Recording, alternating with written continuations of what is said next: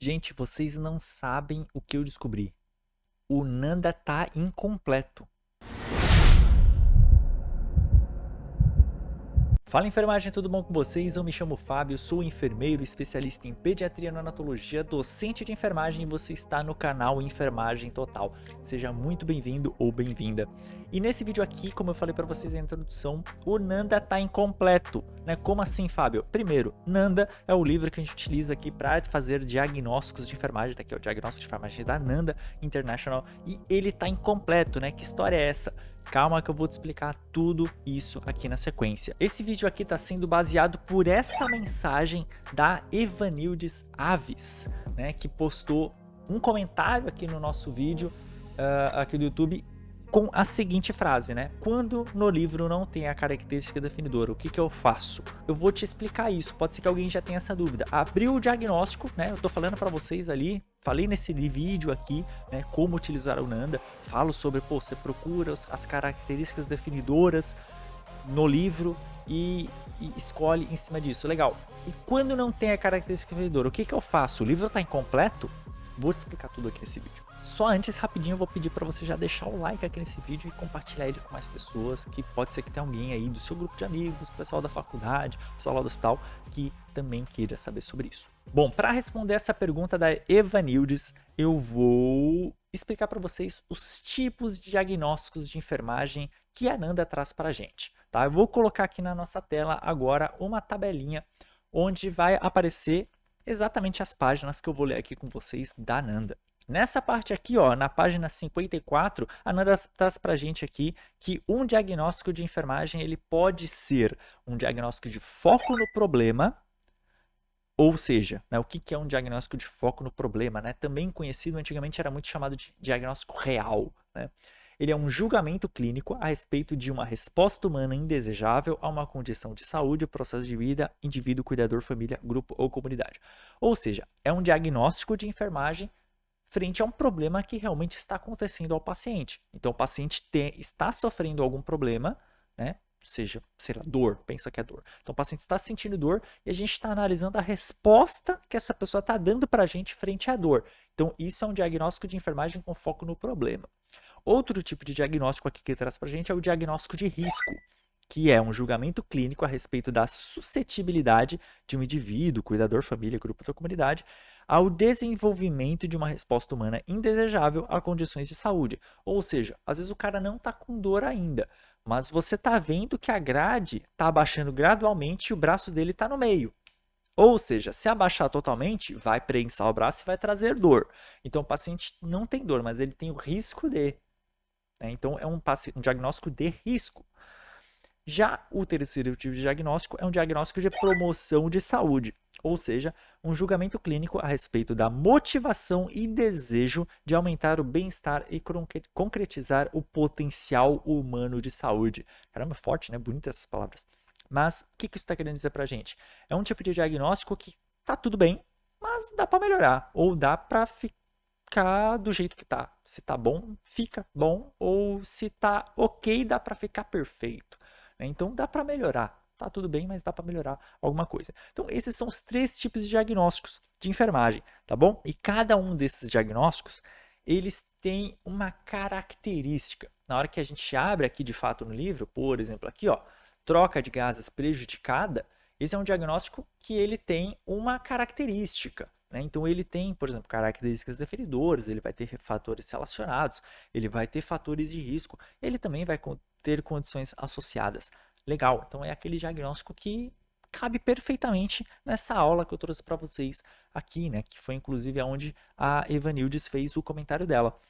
Todavia, existem os diagnósticos de risco, como eu falei para vocês, que algo ainda não aconteceu, mas pode ser que aconteça.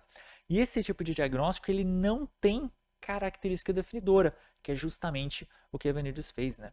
Quando o diagnóstico não tem característica definidora. Então, isso quer dizer que é um diagnóstico de risco, certo? Vamos até ler aqui para vocês, e aí eu vou até pegar para vocês aqui na página 59 do novo Nanda, né? O Nanda 21-23, né? O novo Nanda. O Nanda é para quem está assistindo isso na data de estreia. Se você está vendo esse vídeo a partir de 2024, Pode ser que já tenha um vídeo aqui no canal falando sobre o novo Nanda 2426, tá bom? Então, para quem está assistindo isso até 2023 ou início de 2024, esse é o novo Nanda ainda, beleza? E aí está na página 59, uma tabela onde ela explica para a gente os termos diagnósticos, né? E o que é a característica definidora? O que é isso? Né? Que a Vinícius perguntou, pô, quando não tem características? Tá, mas o que é isso? Uma característica definidora é uma pista observável que agrupa como manifestação de um diagnóstico com foco no problema e de promoção de saúde. Olha que legal. A característica definidora é uma pista observável, ou seja, um sinal e sintoma, vamos resumir isso daí. Uma característica definidora é um sinal e sintoma que aparece em diagnósticos de foco no problema e de promoção de saúde. Ele não falou do diagnóstico de risco, porque um diagnóstico de risco não tem característica definidora. Pensa comigo, se a característica definidora é um sinal e sintoma, como que eu vou analisar sinais e sintomas de algo que não aconteceu? Não faz sentido. E aí, no diagnóstico de risco, ele não vai ter características definidoras, de fato, mas ele vai ter fatores de risco, que aí está aqui embaixo. O que é um fator de risco? Um fator antecedente que aumenta a suscetibilidade de uma pessoa, cuidador, família, grupo ou comunidade a uma resposta humana indesejável. Então, um diagnóstico de risco, ele vai ter fatores de risco. Ele não vai ter sinais e sintomas, ele não tem características definidoras, certo? E aí eu vou abrir para vocês um diagnóstico, vou pôr aqui na tela para vocês. O diagnóstico, abrir em qualquer um aqui, risco de constipação funcional crônica, tá? Aqui na página 232, tá aparecendo aí na tela para vocês. Você vai ver que tem o título diagnóstico, a definição diagnóstica, né, embaixo aqui, a suscetibilidade, a eliminação difícil ou frequente de fezes, e você vê que embaixo tem fatores de risco. Não tem características definidoras, de fato, porque é um diagnóstico de risco, tá bom? E aí embaixo já vai ter, também não vai ter um fator relacionado, tá? Ah, Fábio, por que não tem fator relacionado? Porque o fator relacionado, outra palavra que a gente pode chamar isso, é etiologia, ou seja, da onde está vindo esse problema? Mas não tem problema. Um diagnóstico de risco pode ter um problema, mas ainda não é. Então é óbvio que não vai ter nem características definidoras, que são sinais e sintomas, e nem fator relacionado, que é uma etiologia, uma origem, porque não aconteceu aquilo. Aquilo pode estar acontecendo. O paciente está suscetível àquilo, mas ainda não aconteceu. Então, um diagnóstico de risco, ele sempre vai ter os fatores de risco, ponto. E aí embaixo já vai ter as condições associadas e a população de risco, que são facilitadores diagnósticos, né? Eles estão ali para auxiliar a gente a tirar dúvida, eles são os tirateimas do diagnóstico. Certo, pessoal? Então, espero que a sua dúvida esteja sanada, Evanildes.